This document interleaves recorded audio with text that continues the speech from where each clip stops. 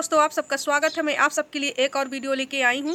बहुत सारे लोगों के क्वेश्चन होते हैं, बहुत सारे लोगों को ये प्रॉब्लम होती है कि उन जब प्रेग्नेंट वो होती हैं तो उनके पेट के नीचे दर्द हो रहा है।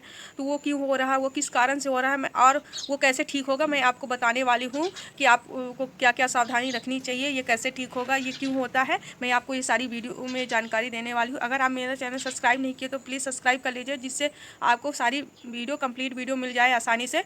तो सबसे पहले आप जब प्रेग्नेंट हो जाते हो, पहले नॉर्मल आपके बेबी बम्प रहता है। जब यूट्रस धीरे धीरे बढ़ने लगता है तो हमें चलना फिरने और उठने बैठने चीज़ों को उठाने में, हर चीज़ों में सावधानी रखना है। कभी कभी कई बार हमें, जैसे कि हम कार में बैठे हैं एक स्थान में, उससे भी हो जाता है, या खड़े होकर हम बहुत देर तक काम कर रहे हैं, या कि झुक के कोई सामान उठा रहे हैं, तो ऐसे में या दोनों पैरों को एक पैर के ऊपर दूसरे पैर को रखने से भी ये धीरे धीरे ये मतलब आपके पेट के नीचे का दर्द बढ़ने लगता है। इससे पेल्विक पेन भी कहते हैं। तो ये सारी रीज़न होते हैं। अगर आप सावधानी रखेंगे, आपको कोई भी काम धीरे धीरे करना है और कहीं भी एक स्थान पे बहुत देर तक नहीं बैठना है, न कार आपको जो भी कंफर्ट ना फील हो जहाँ पे, जैसे कि बस में या बहुत सारे ट्रेवल्स करने के लिए, तो आप कम करिए, तो आपको धीरे धीरे ये ठीक हो जाएगा। आपको नहीं होगा। कभी कभी यूटीआई के कारण भी होता है। यूटीआई मतलब यूरिन इन्फेक्शन के कारण, मतलब आपको ये पेन होने लगता है, पेट के नीचे का पेन। तो आपको मैं बताऊँगी आपको ऐसे में क्या क्या लेना है।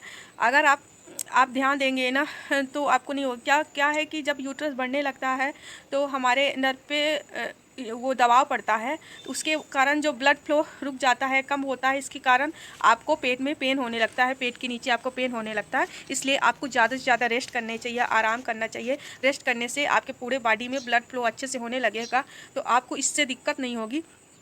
बस यही सारी जानकारी थी। और बहुत सारी ये है कि जब आपको urine infection, urinary tract infection हो जाए, तो यूटीआई हो जाए, तो आपको ऐसे में क्या क्या खाना है। आप गोंद कतीरा भी खा सकते हैं, नींबू पानी का जूस पीजिए, और ये सारी चीज़ें हैं। आप जब इसका यूज करेंगे तो धीरे धीरे आपको यूरिन इन्फेक्शन अच्छा हो जाएगा, मतलब ठीक हो जाएगा। आपको दवा लेने की भी ज़रूरत नहीं है। अगर आप ध्यान नहीं देंगे तो बहुत दिन का हो गया है आपको अगर यूटीआई, तो आपको फिर दवा कराने की ज़रूरत पड़ेगी। तो इसलिए आप सही समय पे सही ध्यान देंगे तो आपको यूटीआई नहीं होगा। आपको जो यूटीआई हो गया है आपको, तो ठीक हो जाएगा। आप ज़्यादा से ज़्यादा नारियल पानी पीजिए, या कि नींबू पानी पीजिए, गोंद कतीरा खाइए। ये सारी चीज़ों खाने से आपको यूटीआई ठीक हो जाएगा। और आपको, जैसे आप अगर टहल रहे हैं, योगा एक्सरसाइज कर रहे हैं, तो आपको ज़्यादा टहलना नहीं है, ज़्यादा चलना नहीं है। अब थोड़ा थोड़ा चीज़ें कम कर देना है आपको। और आपको बहुत सीढ़ियाँ भी नहीं चढ़ना, क्योंकि सीढ़ियाँ चढ़ने से भी दबाव बनता है पेट के नीचे।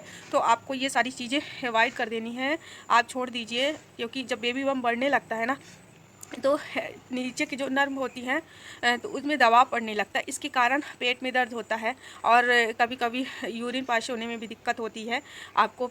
तो आप, अगर आपकी यूरिन इन्फेक्शन हो गया है, तो आप ध्यान दीजिए। और सारी चीज़ें, और बाहर का चीज़ें बिल्कुल ना खाइए। कभी कभी जब हम ज़्यादा गर्म वाली चीज़ें खा लेते हैं, गैस एसिडिटी भी बन जाती है, तो आपको यूटीआई इन्फेक्शन होने लगता है। मतलब यूरिन, गर्मी की वजह से भी यूरिन पास होने में दिक्कत होती है। तो फिर पेट में, जब बेबी बम बढ़ रहा है, तो पेट में फिर और भी दिक्कत होगी और दर्द बढ़ेगा। तो ये सारी चीज़ों का आप ध्यान दीजिए। आप ज़्यादा से ज़्यादा आराम करिए और नींबू पानी पीजिए। अगर यूटीआई हो गया, आपको नींबू पानी पीना है, गोंद कतीरा खाना है। गोंद कतीरा के बारे में मैंने बताया कि आपको कैसे यूज करना है। ये सारी चीज़ें आप हाइड्रेशन बढ़ा दीजिए, जिससे आपको यूटीआई धीरे धीरे आपका ठीक हो जाएगा। तो यही सारी चीज़ें हैं। आप रेस्ट करिए, आराम करिए, आपके लिए बहुत अच्छा रहेगा। ज़्यादा से ज़्यादा आप सोया करिए, रिलैक्स रहिए, खुश रहिए। खुश रहना भी बहुत ज़रूरी है। बस।